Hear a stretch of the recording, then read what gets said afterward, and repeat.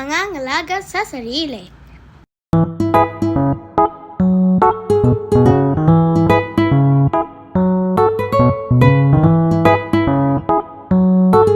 Mga wastong paraan upang mapangalagaan ang sarili. Pagkain ng masustansyang pagkain.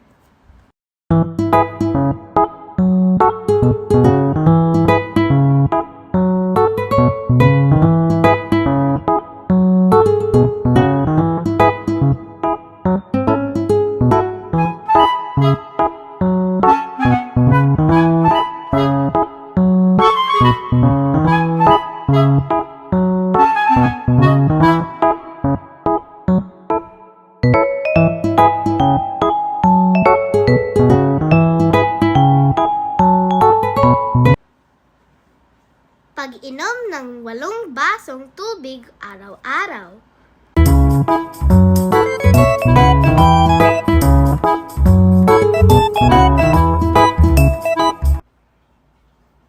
Paghugas ng kamay bago at pagkatapos kumain.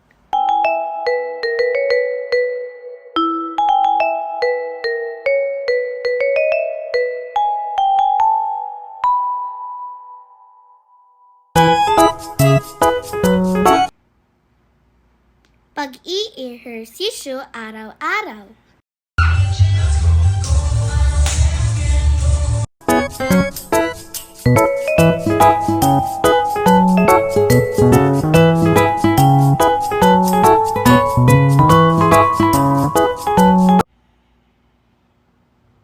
Pagliligo araw-araw.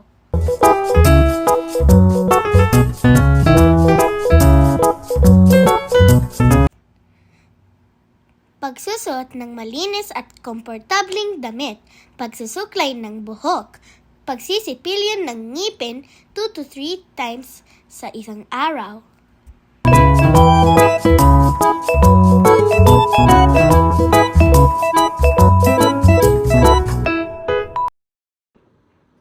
It is now 8:30 p.m.